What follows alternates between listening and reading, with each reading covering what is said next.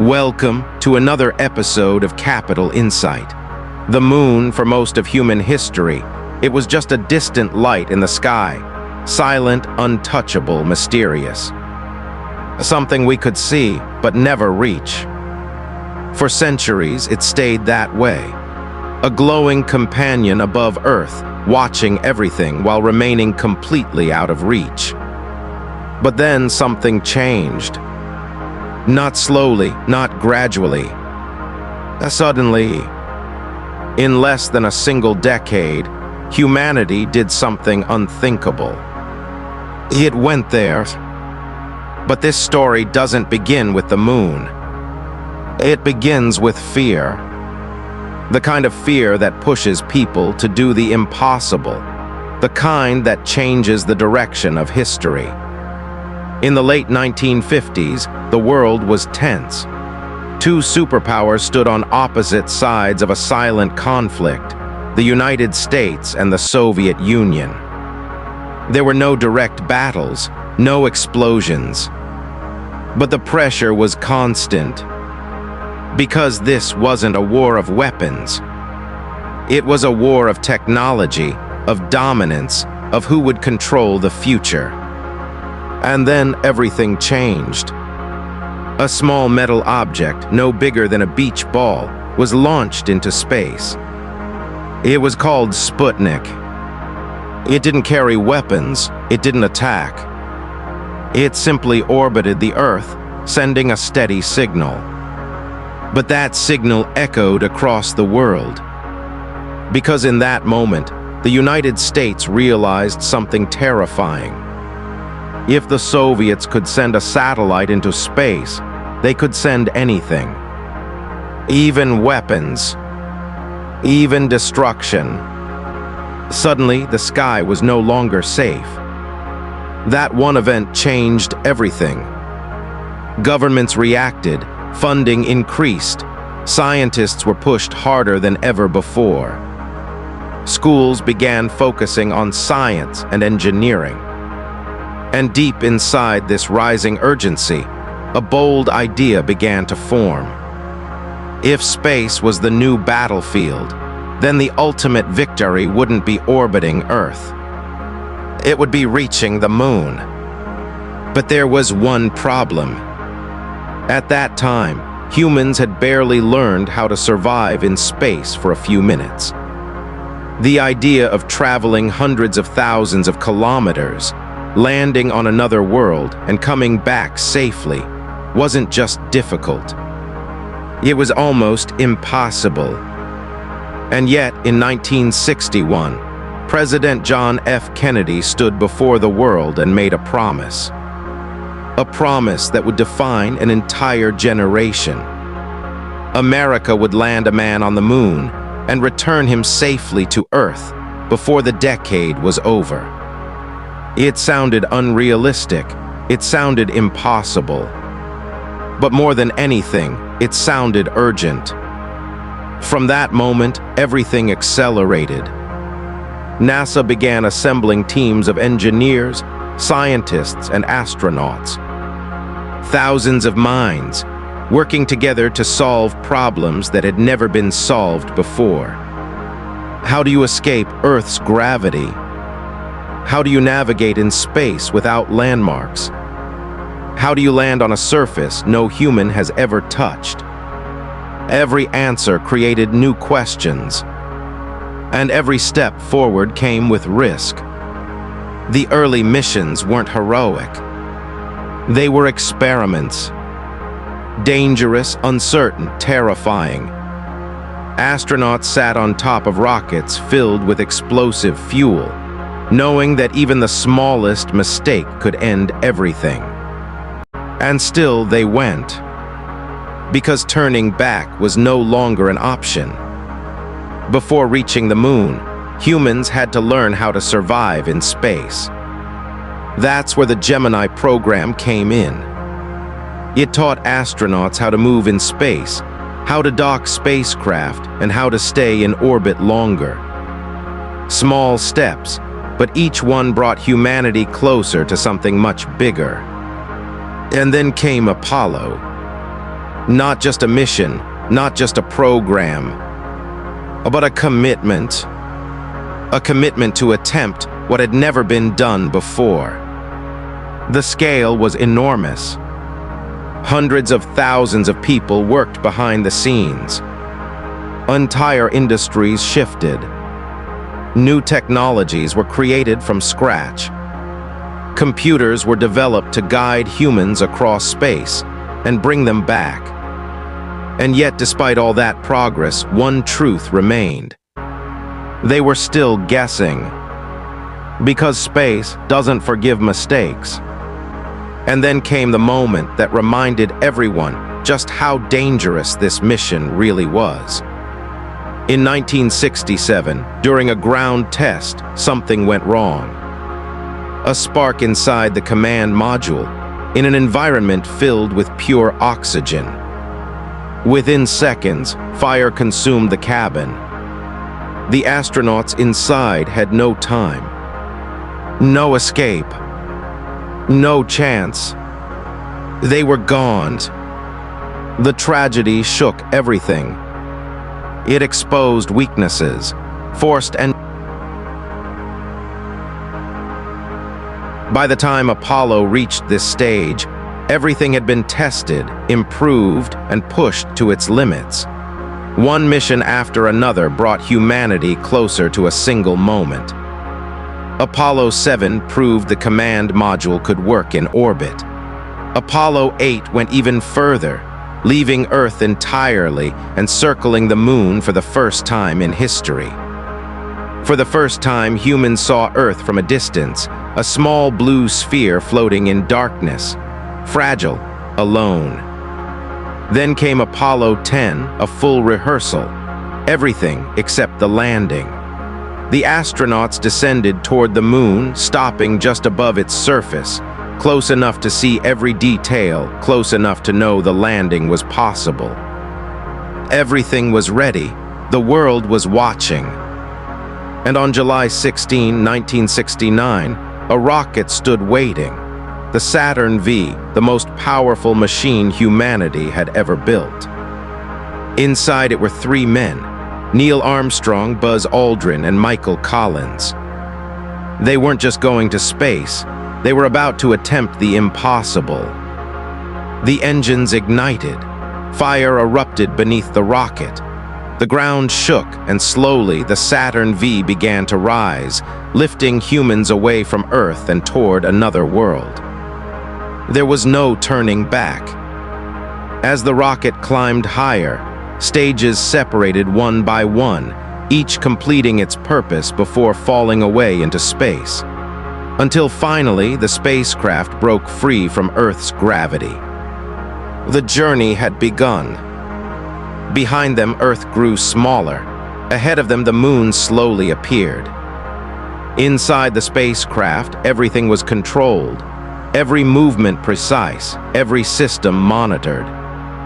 But outside, there was nothing. No sound, no air, only silence. And in that silence, a realization began to grow. They were completely alone. As they reached the Moon, gravity shifted, and the spacecraft entered orbit, circling a world that had fascinated humanity for centuries. But from here, the Moon looked different. Not glowing, not soft, but harsh, empty, unforgiving. Then came the most critical phase, the landing. Armstrong and Aldrin moved into the lunar module, a fragile machine built for one purpose: to take them down and bring them back. Collins stayed behind, alone in orbit. The descent started smoothly. The computer guided the module toward the surface. Everything seemed perfect. Until suddenly, it wasn't. Alarms began to sound. Error codes flashed across the screen. The computer was overloaded. For a moment, uncertainty filled the cabin. Mission Control analyzed the situation fast. The system was struggling but still working. They made a decision. Continue. There was no time to stop. As the module descended further, Armstrong looked down. The landing site wasn't safe. It was filled with rocks, craters. A single mistake could destroy everything. So he did something unexpected. He took manual control. Fuel levels dropped rapidly. Seconds remained. Back on Earth, everyone watched the numbers. They knew the reality. If the fuel ran out, there would be no recovery. Inside the module, there was no panic. Only focus. Aldrin called out data. Armstrong searched for a safe spot. Every second mattered.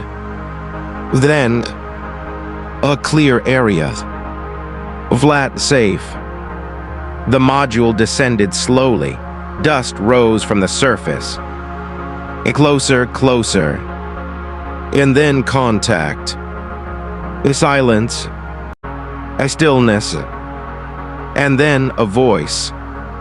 The Eagle has landed. Hours later, the hatch opened. Armstrong stepped out. Below him was a surface untouched by humans. He paused, not out of fear, but because he understood the moment. Then he stepped forward. One small step for a man. One giant leap for mankind. But the moon was not welcoming. There was no air, no protection, extreme temperatures, constant radiation. Every second outside was survival. Their suits were the only thing keeping them alive. Still, they continued. For a brief moment after that first step, time seemed to slow down. The world watched in silence, a human standing on another world, not in imagination, not in dreams, but in reality. Soon after, Buzz Aldrin joined him, two humans walking on the surface of the moon. Every movement controlled, every step unfamiliar. Because walking here wasn't like walking on Earth. It felt lighter, almost like floating. But behind that historic moment, there was a harsh reality. The moon was not meant for humans. No air to breathe, no atmosphere to protect them, temperatures swinging between extreme heat and freezing cold, radiation from the sun constant and unfiltered. Every second outside was a calculated risk. Still, they moved forward, collecting samples, lunar rocks untouched for billions of years, each one carrying a story from the beginning of the solar system. They placed scientific instruments, measured the environment, studied the surface. Because this mission was not just about being there. It was about learning everything they could. They planted a flag, not as a claim, but as a symbol that humanity had reached beyond Earth. Above them, Michael Collins remained in orbit. Alone. Each time his spacecraft passed behind the moon, communication disappeared. No voices, no signals, just silence. For those moments, he was the most isolated human in history. Because reaching the moon was only half the mission. The real challenge was coming back. After completing their work, Armstrong and Aldrin prepared to leave. The lunar module, their only way home. No backup, no second chance. If the engine failed, they would remain there forever. The moment came. The engine ignited. And slowly, they lifted off from the moon, leaving behind footprints that would remain untouched for decades. Above them, Collins waited. The docking had to be perfect. No mistakes, no retries. But once again, everything worked. They were reunited. Now the journey home began. But even this was dangerous. Re-entry into Earth's atmosphere required precision.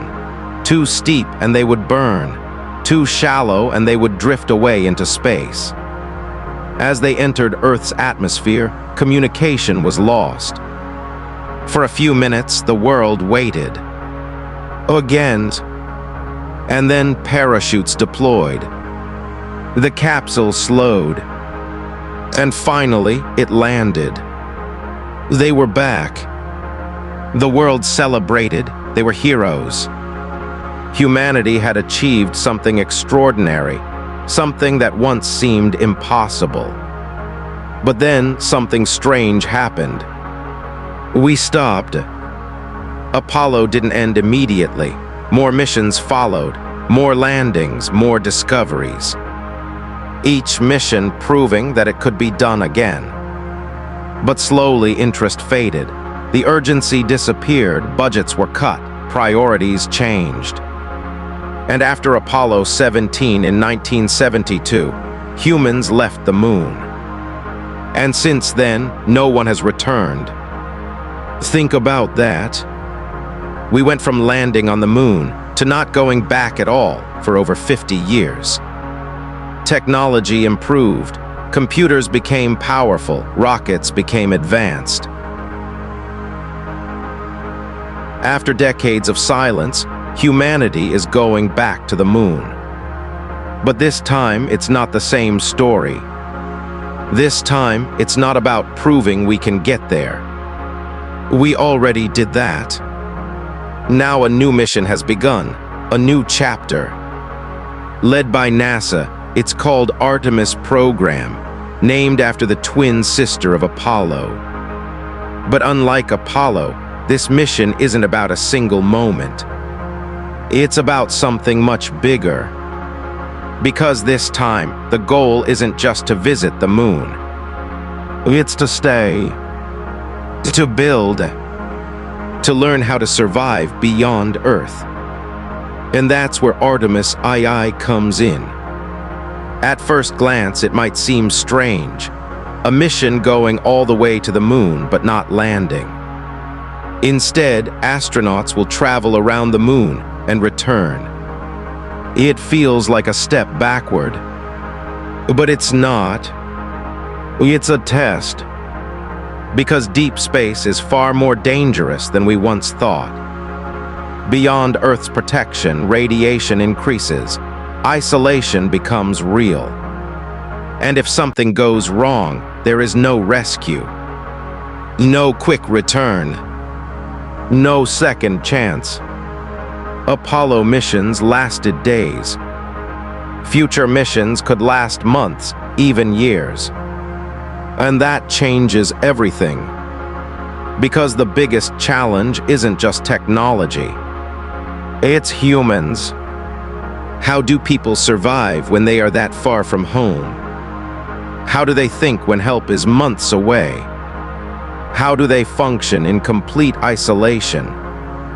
That's what Artemis II is testing. Not landing. Not exploration. But survival. Every system. Every decision. Every human limit.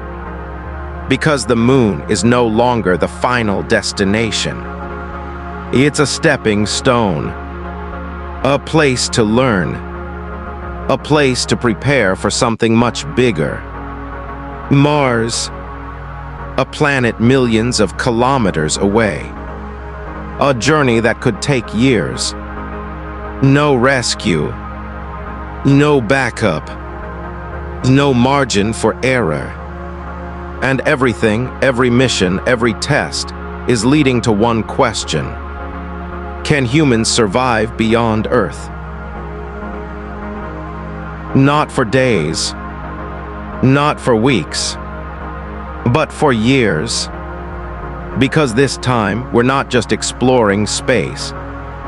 We're preparing to live in it. The moon was just the beginning. Mars is the real mission.